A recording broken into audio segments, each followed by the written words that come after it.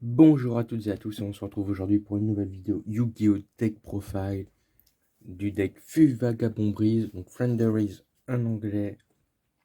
Donc c'est un deck qui joue autour de bêtes télé, donc vous faites plusieurs invocations normales durant le tour, donc soit pendant votre tour ou le tour adverse.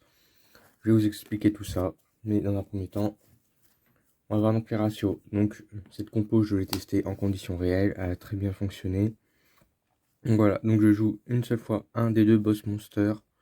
Et c'est le seul des deux que je joue, donc c'est M-Pen. M-Pen, vraiment beaucoup trop fort.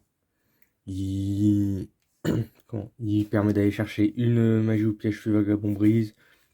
Il divise par deux l'attaque du monstre qui l'attaque en bannissant un monstre de bête ailée dans la main. Beaucoup, beaucoup trop fort. Certains le jouent x2, moi x1, parce qu'il y a des petits combos qui permettent d'aller de le bannir, de le récupérer. Je vais vous expliquer tout ça. Ensuite, un des deux starters du deck, enfin des deux meilleurs starters du deck, Robina. Robina, donc quand il est invoqué normalement et qu'on peut résoudre son effet, et ben en fait, on va chercher un monstre Vagabond Brise de maximum niveau 4 et on ajoute à la main. Et ensuite, et ben, on peut refaire une invocation normale. 3. Eglen. Eglen, bah lui, il a le même fonctionnement que Robina, sauf que lui, ce sont des monstres de niveau 7 minimum qu'on va chercher, dont M-Pen justement. Donc c'est depuis le deck à la main. Ensuite, 2 Stri. Stri, donc lui, bah, permet de bannir une carte dans l'un des cimetières, donc ça peut être son propre cimetière ou le cimetière adverse pour l'empêcher de jouer.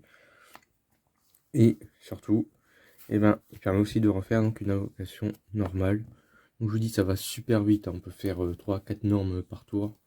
Et ensuite, eh ben, un token, donc c'est le moins intéressant parce que lui, il permet de récupérer une carte bannie, Vagabond Brise, et l'ajouter à la main. Pourquoi c'est le moins intéressant? Eh bien tout simplement parce que les cartes Vagabond Brise, en tout cas les petits monstres, et ben ils se bannent automatiquement quand ils quittent le terrain. Donc voilà. Pour moi, ils servent pas vraiment. Donc c'est le moins intéressant. Ensuite, au niveau des boss monsters qu'on a vu M-Pen, il y a Reiza, le méga monarque. Donc voilà, vieille carte. Hein. Donc lui, bah, il permet de renvoyer à la main et dans le deck des cartes quand il est invoqué.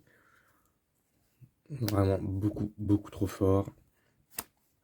Apex. Apex, et ben lui, il negate les effets de cartes, de magie, de pièges, enfin voilà, en se renvoyant à la main. Très très fort, me sert énormément pour contrer pas mal de cartes. Ensuite, une statue barrière des tempêtes. Bah, on appuie la ligne Simorg. Donc c'est un des rares decks qui peut encore sortir tranquillement sa statue barrière. Et complètement lock l'adversaire. Ensuite, 3. Simorg, l'oiseau de la perfection. Donc moi je joue donc un double package, hein, vous allez voir. Donc moi je joue le package Simorg. Donc quand un monstre est invoqué normalement, il peut s'invoquer normalement, tranquillement, par son propre effet. Et ensuite, eh ben, on peut aller chercher la magie de terrain. Magie de terrain, si jamais on a un monstre de niveau 7 ou plus, on a droit encore à une norme. Donc voilà, ça permet de vraiment faire des bons terrains. C'est super fort. Ensuite, la meilleure entrap du deck, migrateur, dimensionnel. Donc lui, quand on n'a pas de carte au cimetière, on le défausse et toutes les cartes sont automatiquement bannies pendant notre tour et le prochain tour adverse. Ça coupe énormément de decks en ce moment. Ça oblige pas mal de monde à jouer Lancea Nine. C'est super fort. Franchement, quand on l'open et qu'on a un starter dans le deck, compliqué pour l'adversaire. Franchement, compliqué. Ensuite, un autre package que je joue, donc Dogma. Donc je joue une Ecclesia, donc elle, voilà. Je perds le dice au second. Paf. Et un monstre de extra à s'invoquer spécialement. Ça permet aussi de se prendre les negates sur elle et pas sur un monstre vagabond, pardon. Donc ça peut être super fort. Ensuite, donc c'était tout pour les monstres. Les magies. 3 fois la magie de terrain, beaucoup trop forte. Quand elle est activée, je peux dévoiler un monstre de niveau 1, en bannir un autre. Vagabond Brise de noms différents depuis mon deck. Et je gagne une extra norme. Et surtout, pendant le tour adverse, si celui-ci fait une invocation normale, eh bien, je peux invoquer normalement pendant son tour. Et du coup, bah, je peux relancer en fait mes loops pendant le tour adverse. C'est beaucoup trop fort. Cette carte est incroyable. Ensuite, 3 Vagabond Brise et l'avènement d'aventure. Donc ça, c'était le support de la bataille du chaos. Magie rapide en ultra. Il fallait du support pour le deck pour le rendre toujours aussi compétitif. Il l'a eu. Franchement, cette magie est incroyable. Que ce soit pour jouer au time ou même pour relancer tes combos, t'as une brique en main, mais t'as aucun starter. Et t'as ça en main et t'as une BTL à bannir, et bah vas-y, c'est parti en fait. Et en plus, tu gagnes 500 points de vie, pardon. C'est beaucoup trop fort. Vraiment, s'il fallait du support, là, avec une carte, et ben ça a complètement, je trouve, relancé le deck. Vraiment, c'était un super bon support. J'espère qu'il y en aura d'autres, que ce soit des monstres ou des magies ou pièges, pour continuer à renforcer le deck.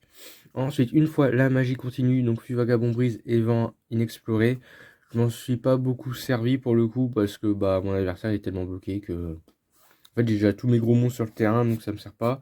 Mais sinon, en soi, ça permet donc de sacrifier un monstre adverse pour une invocation d'un monstre qui nécessite de sacrifice. Et aussi, on peut renvoyer des monstres BTL en dessous du deck et puis piocher des cartes. Bon. C'est plutôt l'effet de sacrifice qui est plutôt intéressant. Ça permet de se débarrasser d'un gros monstre de l'adversaire qui est assez embêtant. Donc voilà, ça c'est bon pour les magies Vagabond Brise. Ensuite, pour accélérer le jeu, 3 pots de dualité, donc je dévoile 3 cartes, j'en ajoute une à la main, j'ai pas le droit d'invoquer SP, ça tombe bien. Je ne peux pas, enfin je fais que des invocations normes. J'ai oublié de préciser que les Vagabond Brise empêchent les invocations SP quand leurs effets sont résolus. 3 pots de la prospérité. Ouais, beaucoup trop fort. Je bannis 6 cartes de mon choix, de mon extra deck, que je vous présenterai après. Et je dévoile 6 cartes, j'en ajoute une à la main et 5 autres en dessous du deck dans l'ordre de mon choix. Pour les versions budget, pot d'extravagance. À peu près le même effet, on bannit 6 cartes aléatoirement par contre et on pioche. Enfin 3 à 6 cartes. Là aussi c'est 3 à 6 cartes.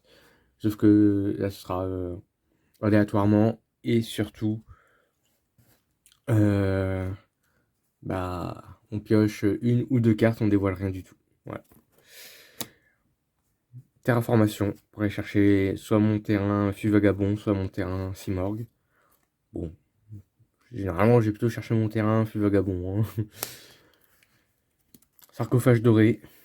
Bon, cause de Thunder Dragon x1, mais x3 dans ce deck là, ça serait totalement insane parce que bah... Allez, je vais bannir, je sais pas, Eglen ou Robina, je vais faire une invocation norme, et en fait, quand ils sont bannis, quand on fait une invocation norme, ils reviennent en main. Voilà, c'est beaucoup trop fort dans ce deck là, franchement, c'est trop fort. Le terrain, Simorgh, donc Elborz, donc voilà, je vous ai déjà expliqué les effets un petit peu avant. J'ai pas besoin de revenir dessus, je pense. Ensuite, je continue avec mon package. Donc, Nadir qui est passé à 2. Sinon, c'était x3. Voilà, ça permet de... Comme ça me lock extra et que je joue pas l'extra, bah mon adversaire il va plutôt me hache ça parce qu'il va dire oh non, je vais pas voir du dogme arriver, des trucs comme ça. Et bah du coup, après, je peux faire mes fûts Vagabond Brise plutôt tranquillement. Très très fort. Hein. Après, les compos récentes, ne jouent pas vraiment ce que je fais là. Après, comme je vous dis, je l'ai testé, ça a plutôt bien fonctionné, donc voilà. Après, il y a quelques changements, je vous le montrerai à la fin sans problème, qui peuvent s'opérer du coup. Ensuite, je joue une fois le piège, donc Vagabond Brise et la ville rêveuse. Donc lui, bah pareil, pendant le tour adverse, je peux faire une invocation norme et je peux repartir dans mes combos. Donc en soi, j'ai le terrain plus celle de 7, ça peut me faire en fait faire vraiment beaucoup d'invocations normes pendant le tour adverse. Et c'est justement avec cette carte là que je pose ma statue barrière et complètement lock mon adversaire. Et enfin, eh bien, sentence dogma, hein, parce que bah forcément je joue une Ecclesia et elle va me tuto bah sentence. Donc je joue pas fleur de lys parce que bon, ça c'est un peu lourd. J'avais pas spécialement envie de trop surcharger le deck. Voilà, avec la nouvelle magie rapide, j'avais plus envie de de rajouter du fût vagabond que mettre toujours plus de dogma. Et ensuite, eh bien, on va passer à l'extra deck. Donc un extra deck assez classique. Donc en dessous, il y a quelques cartes que je peux vous montrer à faire entrer, évidemment.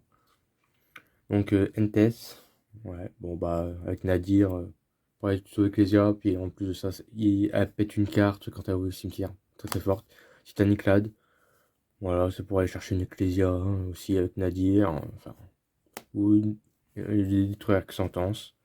Pégase du vent, Inister, ça c'est essentiellement, et Entes aussi rentre dedans, pour, est-ce que Maximus revient, donc voilà, ça peut toujours être utile.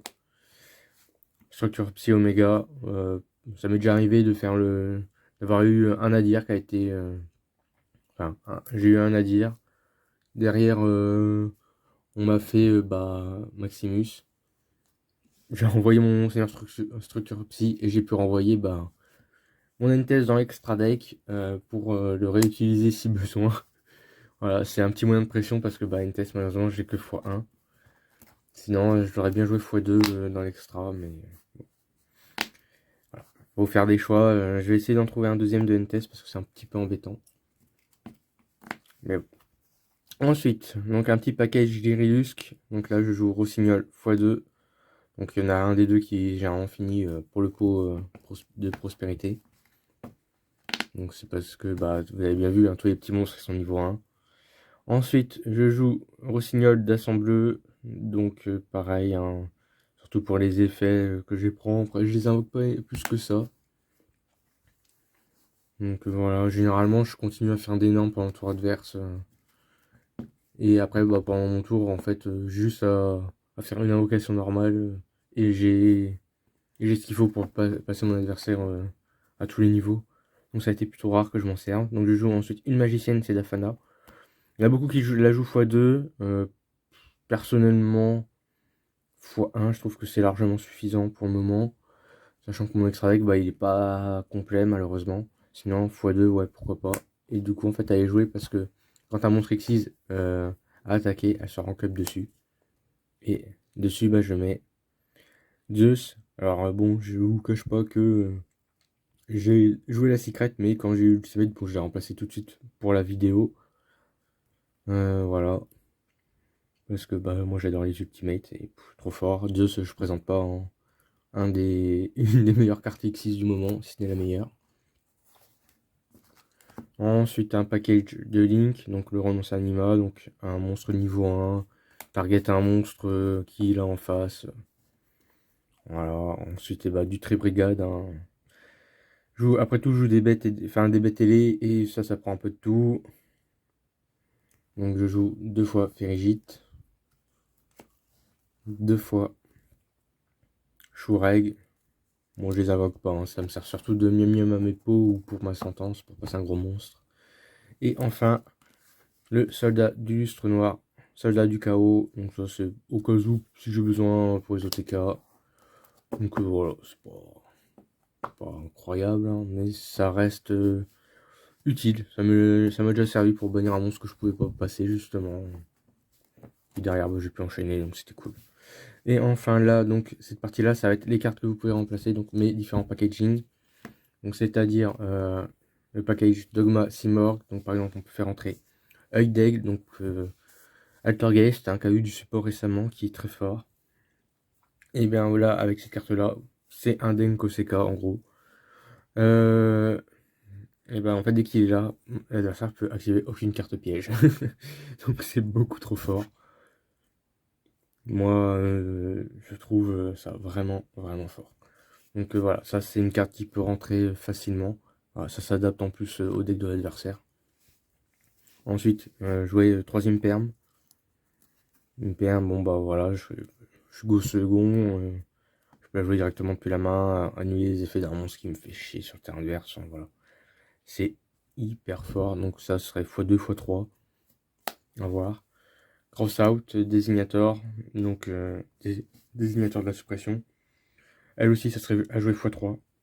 Parce qu'en fait, ce deck est très sensible au Ash Blossom, donc floraison de cendre, et au Lancea Artefact, qui est justement là.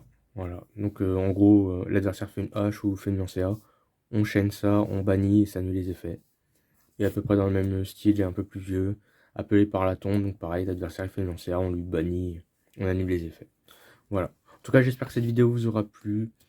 En attendant, je vous dis de faire bien attention à vous avec les temps qui courent. C'était The Bleacher. À une prochaine.